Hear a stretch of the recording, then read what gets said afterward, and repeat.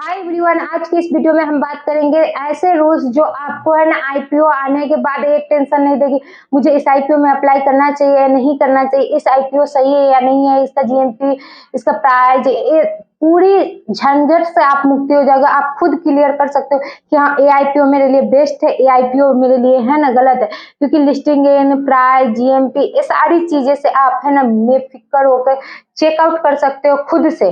और ये 7 पॉइंट आपको क्लियर कर सकते हैं कि हाँ आप है ना जिस आईपीओ में अप्लाई कर रहे हो वो आईपीओ आपके लिए बेस्ट है या नहीं है। आपको लॉन्ग टर्म में छोड़ना चाहिए, शॉर्ट टर्म में आपको कट आउट करना चाहिए, या इनके बड़े बड़े बातें या ये है ना बाद में जाके हमको लॉस दे देंगे। क्योंकि बहुत सारी आईपीओ आती है नेम फेम के साथ और बाद में जाके आपको लॉस दे देती है। तो इस वीडियो में लास्ट तक अच्छे से बने रहे। अगर मेरे चैनल पे न्यू है तो चैनल को सब्सक्राइब कीजिएगा और वीडियो को लाइक कीजिएगा। तो पहला क्या है, object of IPO.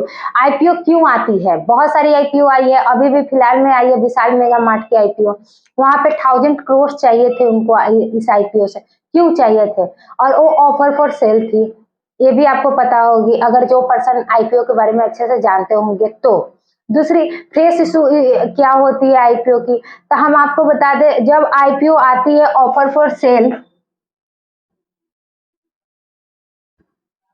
Offer for sales, तो वहां पे 10%, 20 या 30 वो ऑफर फॉर सेल है। तो बहुत अच्छी बात है, वहां पे आप अप्लाई कर सकते हो।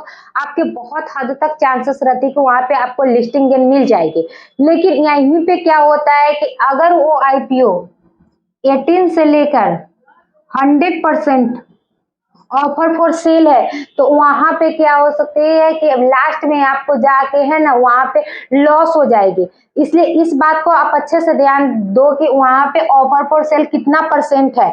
इससे आपको आगे की अंदाजा हो जाएगी लॉन्ग टर्म या शॉर्ट टर्म के लिए कि मुझे अभी फिलहाल में अगर हम आईपीओ ले लिया तो मुझे अभी थोड़ा मोड़ा प्रॉफिट दिख रहा है, हमें बेच के निकल जाना चाहिए क्योंकि ये लास्ट में मुझे लॉस देगी। लेकिन हम क्या करते हैं, सिर्फ ये जानते हैं कि ऑफर फॉर सेल है और फ्रेश इशू है, बस इसी जानकारी के बिहाफ पे हम क्या करते हैं किसी भी आईपीओ में अप्लाई कर देते हैं। तो ये बहुत हद तक नहीं 100% गलत है, क्योंकि आप अपना इन्वेस्टमेंट कर रहे हो, कोई आपको नहीं रोका हुआ है कि आप अच्छे से जांच पड़ताल करो, आप अच्छे से नॉलेज लो उसके बारे में, फिर आप है ना उस आईपीओ में अप्लाई करो। दूसरी क्या होती है, फ्रेश इशू। फ्रेश इशू कितनी होनी चाहिए जो आप आईपीओ में अप्लाई करोगे तो आपके लिए सही होगी। फ्रेश इशू आपका 70 से लेके 80 है तो सही है। अगर उससे कम है या उससे ज्यादा है तो वहां पे आपका फिर लिस्टिंग गेन है ना कम हो जाएगी और वहां पे आपका प्रॉफिट का चांसेस कम हो जाएगा। अगर यहाँ पे 17 से 80 है तो वहां पे जो पैसे जाएंगे, जो आप आईपीओ में पैसे लगाए वो कंपनी के ग्रोथ के लिए जाएंगे, और वहां पे अगर कंपनी ग्रोथ कर रही है तो आपका पैसा भी ग्रोथ करेगा और वहां पे आपको लिस्टिंग गेन बहुत अच्छा मिलेगा। तो इसलिए आप ये दोनों चीज जरूर से जरूर चेकआउट कीजिए। चेकआउट के साथ में ये भी चेक कीजिए कि कितना कितना परसेंट है, जिससे आपको क्लियर नोटिफिकेशन मिल सके कि मुझे क्या करना चाहिए। क्योंकि बहुत सारे पर्सन को पता ही नहीं रहता है, सिर्फ इतना ही पता रहता है कि वो फ्रेश इशू है, दूसरी ही पता रहता है कि ऑफर फॉर सेल है। तो इसलिए आप इस चीज को जरूर से जरूर चेक कीजिए, जिससे आपको आगे के जो है ना कंडीशन में जब आईपीओ आएंगे, न्यू आईपीओ आएंगे तो वहां पे आप इसे चेक कर सकते हो। दूसरी क्या है, आईपीओ की साइज एंड आईपीओ के नेम। तो आईपीओ के बहुत सारे नेम होते हैं, जैसे अभी विशाल मेगा मार्ट बहुत बड़ा नाम, अभी एनटीपीसी का आईपीओ आया, बहुत सारे आईपीओ अभी आ रहे हैं, जा भी रहे हैं, टाइम भी निकल गया। तो उसमें आप क्या करते हो कि अगर विशाल मेगा मार्ट की आईपीओ आई, आप वहां पे क्या सोचे, हम तो इसको यूज किए हुए हैं, इसमें हम अगर इन्वेस्ट कर रहे हैं तो मेरा कोई लॉस नहीं है, 100% आगे जाके मुझे प्रॉफिट देगा, इसलिए आप उस आईपीओ में अप्लाई कर दिए। ओके, बट अगर वो नेम फेम के साथ आईपीओ आई और आपका पैसा ले चुकी है, वहां पे आपको लॉस दे रही, तो किसका पैसा जाएगा? आपका। क्योंकि अगर एक लॉट भी आप ले रहे हो तो आपको पता है कि 15,000 रुपये लग जाते हैं आपको एक आईपीओ में एक लॉट अप्लाई करने में। ठीक, तो वहां पे आपका एक लॉट में 15,000 रुपये लग रहे हैं, तो 15,000 किसके है? आपके है। इसलिए जांच पड़ताल किसको करना चाहिए? आपको करना चाहिए। तो वहां पे आप क्या देखोगे, नेम फेम तो देखोगे नहीं, क्योंकि नेम फेम के साथ में आप जा रहे हो तो आपका लॉस बढ़ जाएगा। अगर आप नेम फेम के साथ उसको चेक भी कर रहे हो कि हाँ जो इसका साइज कितना है, ये साइज सही है या नहीं है आगे चल के मुझे लिस्टिंग गेन देने के लिए, तब वहां पे आपका सही डिसीजन होगा। लिस्टिंग गेन के लिए आपको है ना, लिस्टिंग गेन के लिए कितना आईपीओ का साइज होना चाहिए। अगर आईपीओ का साइज 1000 करोड़ है, अगर उस आईपीओ में आप है ना अप्लाई कर रहे हो तो आपको बहुत हद तक लॉस हो सकती है। वहां पे आप है ना अपना पैसा को है ना लॉस में ले जा सकते हो, और वहां पे आप कुछ नहीं कर सकते हो, क्योंकि आप आईपीओ में अप्लाई कर चुके हो और बाद में आपका क्या होगा कि वो लॉस में जा रहा है, आप ये करोगे कि लॉस को है ना रिकवर के चक्कर में या आप वहीं से कट आउट करोगे। तो जितना बड़ा उनका है ना साइज होगा, उनकी लिस्टिंग गेन उतना छोटा होगा। हम ये नहीं कर रहे कि सभी के साथ होती है, बट बहुत हद तक होती है। तो इसलिए इस बात को आप ध्यान में रखो, क्योंकि ज्यादातर है ना कंपनी ये करती है कि आपका लिस्टिंग गेन दिखा के और साइज दिखा के अपना लिस्टिंग गेन है ना दिखाती है कि हाँ हम इतना लिस्टिंग गेन आपको देंगे, और बाद में ऐसा कुछ नहीं होता है और आपका पैसा है ना बढ़ चढ़ के आने के बजाय वो है ना जितना है उससे घटते क्रम में दिखता है। तो उसमें किसका लॉस है, आपका, इन्वेस्ट मैंने कंपनी का नहीं, क्योंकि वो आपको नहीं रोकी हुई है कि आप जांच पड़ताल ना करो। ओके, दूसरी क्या है, मार्केट कंडीशन।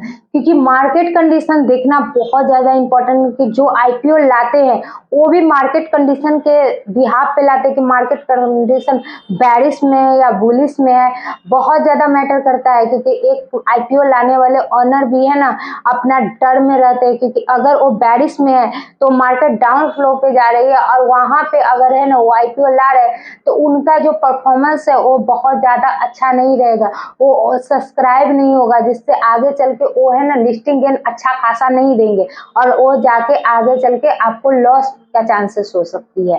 तो इसलिए आप है ना लिस्टिंग गेन जरूर से जरूर, मार्केट कंडीशन जरूर से जरूर चेक कीजिए, जिससे आपके लिस्टिंग गेन पे प्रभाव पड़ेगा। क्योंकि एक ऑनर जो है ना आईपीओ के, वो भी डरते हैं अगर वो बैरिश में दिख जाए, तो आप तो इन्वेस्टर हो तो आपको जरूर सावधान रहना चाहिए और ध्यान देना चाहिए कि जो हमें ना लिस्टिंग गेन नहीं देख पाते हैं और मार्केट कंडीशन पे ध्यान नहीं देते हैं, सिर्फ प्रॉफिट प्रॉफिट करते रहते हैं, तो वहां पे किसी का लॉस नहीं है, आपका लॉस है। तो आप मार्केट कंडीशन को जरूर देखें कि वो बैरिश में है या बुलिश में है।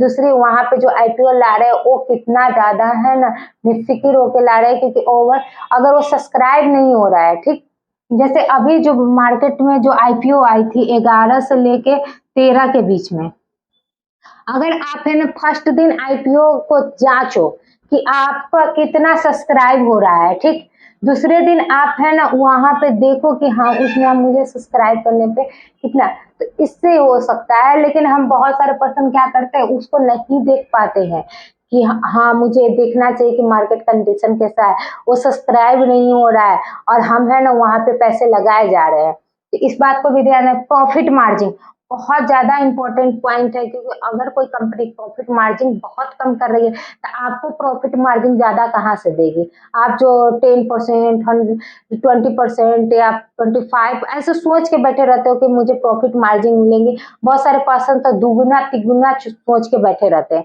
तो वो आपको सेल्स से पता चलेगी। अगर उनका सेल्स है ना 5% प्रॉफिट मार्जिन दे रही है, प्रॉफिट मार्जिन दे रही है,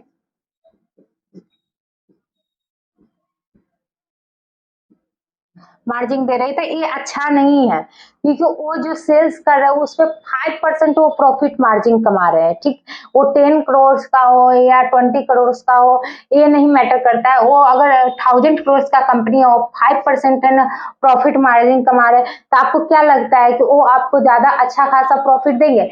लेकिन वही यहाँ पे 20% हो, 20% हो, तो इससे अच्छा तो है ना, इससे अच्छा ये है ना।